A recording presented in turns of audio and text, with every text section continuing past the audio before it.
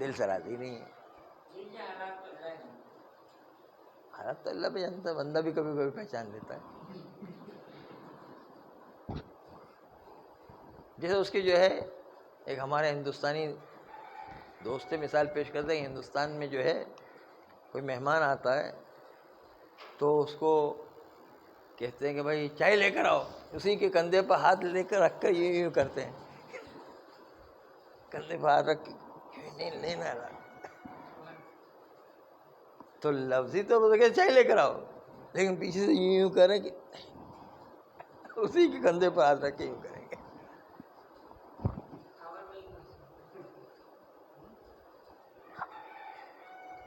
تو دل کی بات زیادہ مقدم ہے، اور ہم زبان کی بات مانتے ہی اس لیے کہ وہ دل کا آئینہ دار ہوتا ہے، دل کی کیفیات کو بتانے والا ہوتا ہے، اس لیے جو ہے ہم زبان کی بات مان رہے ہو. لیکن جب پتہ چل جائے کہ زبان جو ہے اپنے دل کا آئینہ دار نہیں ہے، اس کی نشاندہی نہیں کر رہا ہے، تو اصل تو دل کے بعد جو کہا کہ لا یحل امرئ الا طیب نفس، کہ جب تک کہ انسان کے نفس میں خوشی اور رضامندی سے معاملہ نہ ہو تو معاملہ نہیں کہلاتا ہے. دل سے معاملہ ہونا چاہیے، رضامندی سے، رضائیت کا تعلق دل سے ہے، زبان سے نہیں ہے. اسے دل ہمیشہ جو ہے وہ زبان پر مقدم ہوا کرتا ہے. اگر کسی کو پتہ چل گیا کہ زبانی ہاں ہاں کر رہا ہے لیکن دل سے راضی نہیں ہے، تو دل کی بات مانیں گے اور زبان کی بات نہیں مانیں گے. مثلا وہ آپ نے دیکھا ہوگا کہ کوئی بدماش آ کے ہماری زمین پر کھڑا ہو جائے اور کہے کہ مجھے نماز پڑھنی ہے، تو ہم ہاں ہاں تو کریں گے، ڈر رہے ہیں کہ بھائی کچھ اور نقصان نہ کر، لیکن دل سے راضی نہیں کہ یہ کچھ اور نقصان نہ کر رہے.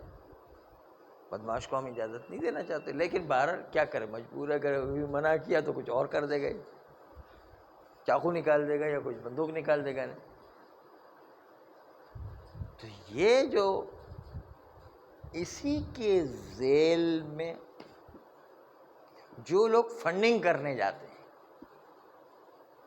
اور فنڈنگ کرنے کے بعد وہ سامنے والے کو غیرت دلاتے ہیں، سامنے والے کو توہین کرنے کا خطرہ ہوتا ہے، سامنے والے کو زبردستی سے منواتے ہیں. یہ زبردستی سے منوا کا ہاں ہاں کرے تو یہ فنڈنگ صحیح نہیں ہے.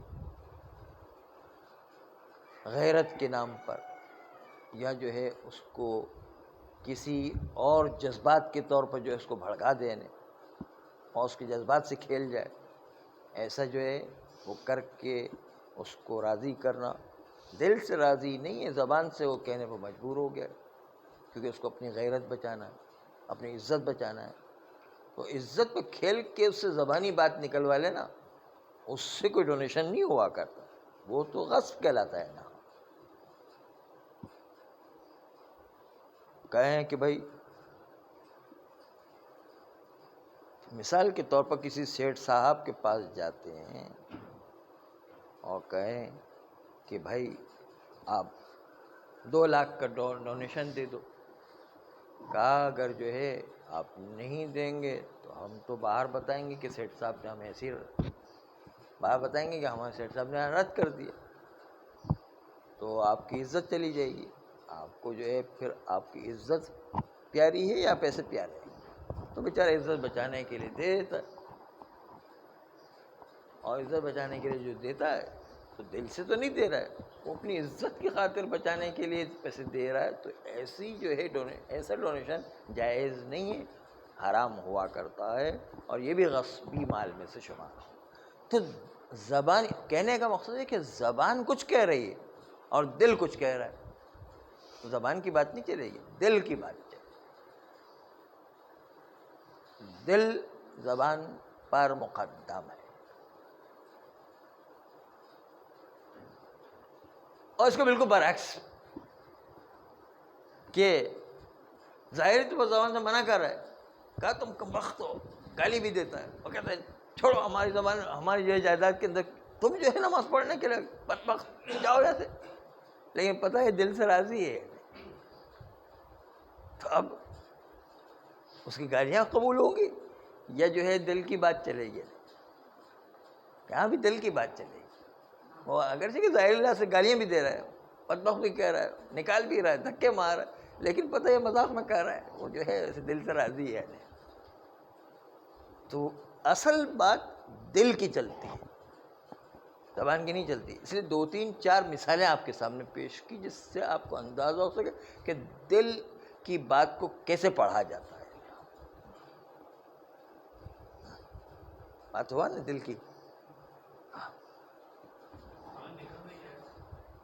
نکاح میں بھی بڑا ٹیکنیکل جملہ ہم عرض کر رہے ہیں کہ اگر لڑکی نہیں مان رہی ہے لیکن اس سے کہا جائے کہ تمہارا خاندان بدنام ہو جائے گا، تمہارا خاندان جو ہے تمہارے خاندان کی ناک کٹ جائے گی، اور وہ اپنے خاندان کی ناک کو بچانے کے لیے ہاں کر دیتی، تو اس کے لیے بھی ہاں کر دے تو کوئی حرج نہیں، وہ نکاح مان لیا جائے، کیونکہ وہ اپنے خاندان کی عزت کو بچانے کے لیے وہ ہاں کر رہی. بار اپنی مصلحت اس میں سمجھتی تو ٹھیک ہے ہاں کر دی.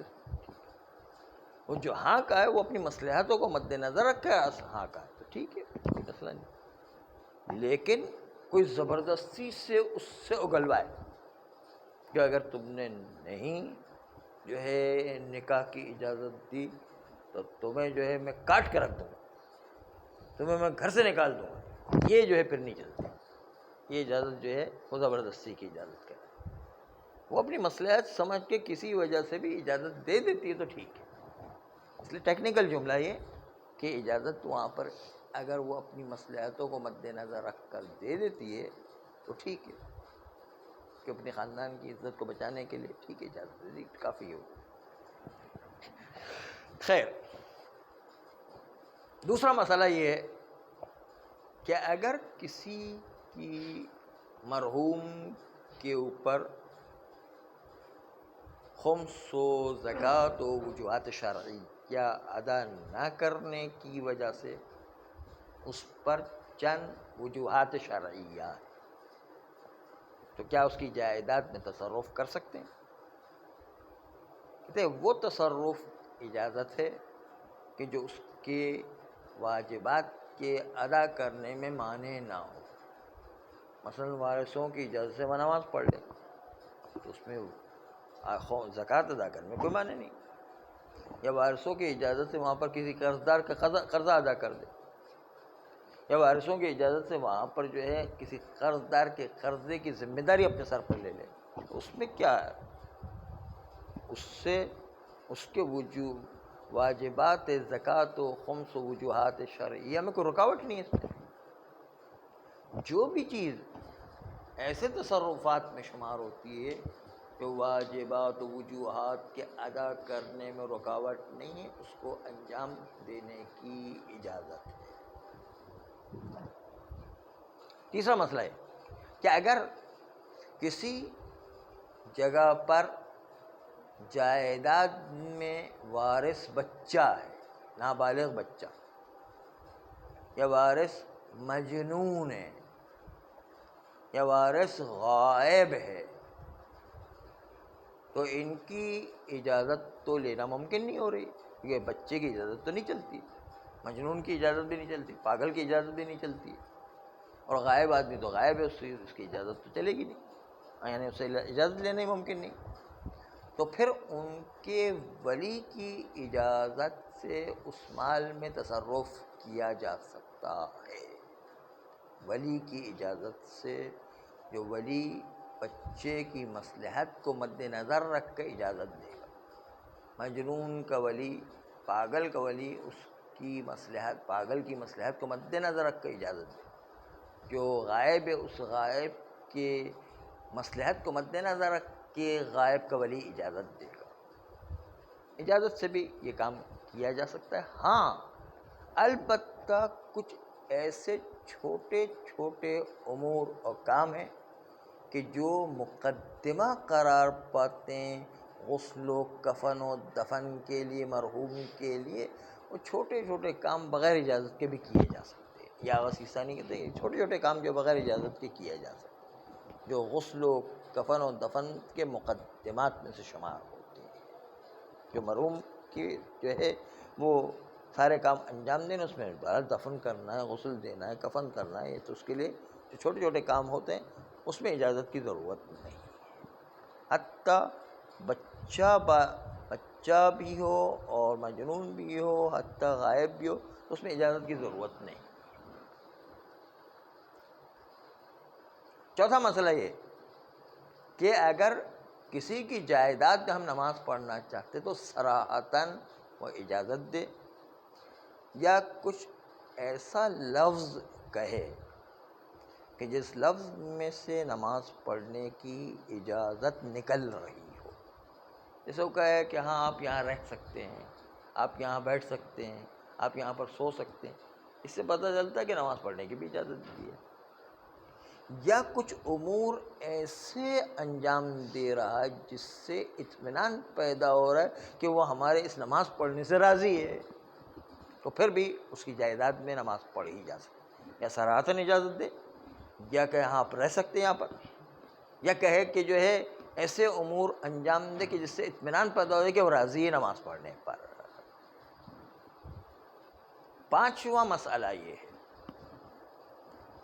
کہ جو انسان کو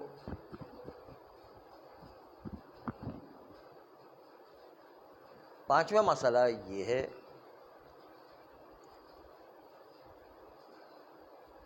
ذہن سے اتر گیا. صلی اللہ علیہ وآلہ